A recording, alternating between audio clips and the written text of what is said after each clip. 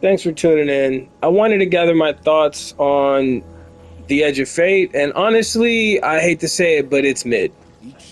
It's mid. I mean, if you're looking to play Destiny, if you're in the mood to Destiny, it'll be a vibe. The story is solid. I know some of the bigger lore nerds like myself really like how it expands the lore and that type of stuff, but it's really hard to follow up with the final shape. In the MCU, after Endgame, everything else seemed not as good, not because it wasn't good, but because it wasn't as good as Endgame. It's really hard to follow up when what you're following up is just peak. I mean, the final shape was peak. It ended perfectly. The Edge of Shape is underfunded, not optimized. It has bugs, not too many, but it has them, and has one of the most annoying gameplay mechanics in Destiny history. Whoever at Bungie thought that matterspark was the move, it made a miscalculation. I'm not trying to be rude or mean or anything like that, but it was just a frustrating game mechanic that took away from what otherwise could have been a smooth, high-paced narrative adventure, right? The soft reset aspect of the Edge of Fate is needed, so I'm not gonna get too mad at that. And I understand that they want it to be a little grindy, so that way they can make you log in and play a lot, so their metrics look good. But I can't help but feel robbed. I mean, the money spent on Marathon should have went into Destiny, or at least a larger portion of it. And now that it hasn't, we are left with a system that allows, I don't know, it was like 70 teams or something like that that cheated during the raid race. I haven't dove into the raid yet. And even if it's the best raid ever, I mean, I was an avid raider in my, earlier career in Destiny or whatever. Even if it's the best raid ever, it's not going to make up for the fact that honestly, it just feels really mid. I like the refresh. I like how in some of the missions there are new dialogues in place, and I went to like the Forge in one of the operations or something like that. I don't mind the new director, all that type of stuff. Tiered armor seems cool, and Destiny is a blast if you can get online with some buddies and hang out and play. But the more I play the game, the more I kind of just feel like I'm doing the same missions over and over again to incrementally level myself up instead of really feeling like I dove in deep into something expansive and wonderful. Maybe Renegades will pick it up to the next level, but on a 1 to 10, like politely, I'll give it a 7. At its peak, it's a 7. At its most cynical and critical, right, it'll be like a 5. I cannot forgive Bungie for mismanaging their funds. I cannot forgive Bungie for what seems like they're just abandoning their cash cow that is Destiny 2 and the player base, including myself, that loves the game enough to support it and want to buy the expansions year after year. Good, I feel like they did us wrong, like they undersold us, and it just kind of feels like it's built for the hardcore that are down to grind and spend a whole bunch of time.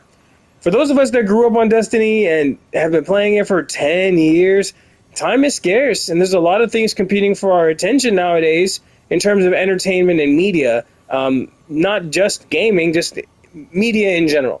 There's a lot of stuff coming out that demands attention, and some of us are older and starting families. I have friends that have kids now. They just don't have time to devote to the grind the same way. And it does suck that some of our weapons that we really worked hard for get kind of soft sunset. I don't even know if I can call it that, because you can still use them, but you don't get the bonuses. I'm okay with that, even though it sucks kind of having a soft reset.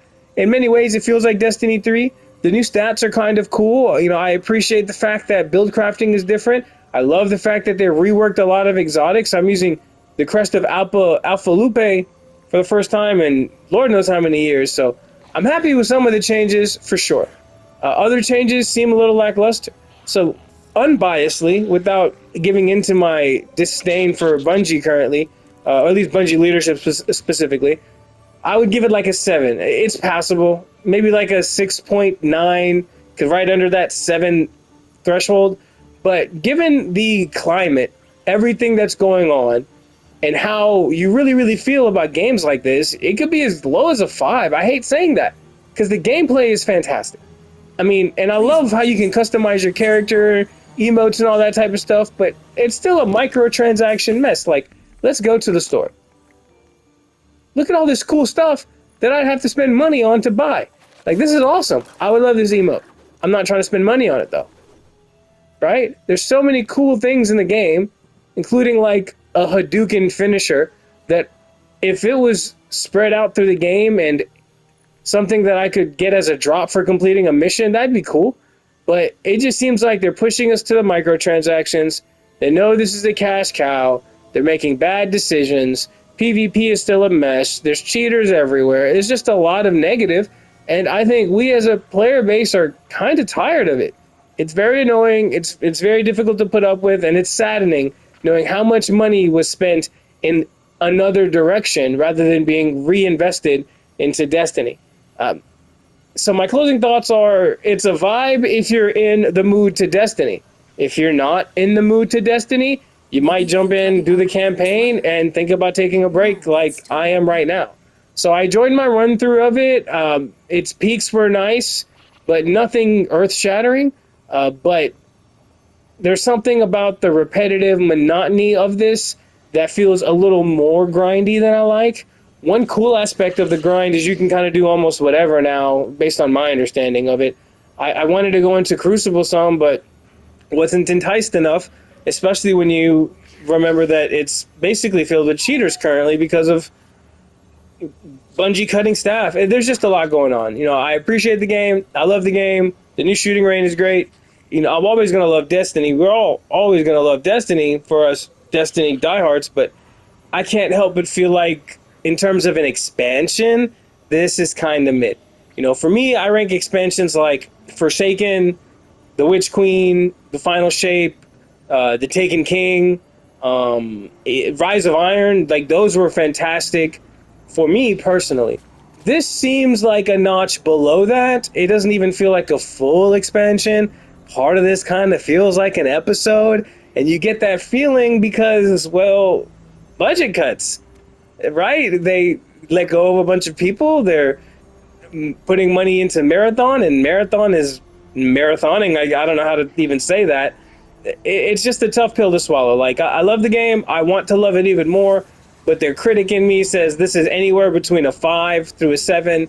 A 7 if you're being optimistic, and a solid 5 if you're still upset at Bungie for not prioritizing its Destiny player base. So that's it. Don't let any of my negative feedback prevent you from getting into the game. If you want to get into it, it's still Destiny. It's still one of the best shooters on the market. It's still a lot of fun with some buddies. You can jump into raids and dungeons and just goof off, and there's a lot of good here. But comparing it to the standard of the Final Shape, Forsaken, the Taken King, Rise of Iron, stuff like that, it's mid. There's nothing wrong with mid. Sometimes you need some mid in your life. You can't have, you know, filet mignon every single day, or else filet mignon wouldn't taste so nice, I guess. I don't really eat filet mignon, but anyway, let me digress. It's solid, but not spectacular. It's passable, but not fantastic. And it's good enough to vibe out on and grind out on, but not good enough to bank on and really, really recommend hardcorely. And you look at games like Kingdom Come Deliverance 2 and Death Stranding 2 is killing it. Gaming as a artistic vehicle can be used to convey some fantastically wonderful concepts. The Edge of Fate, it was okay. Give it a try. Let me know what you think. Take care, and GG's.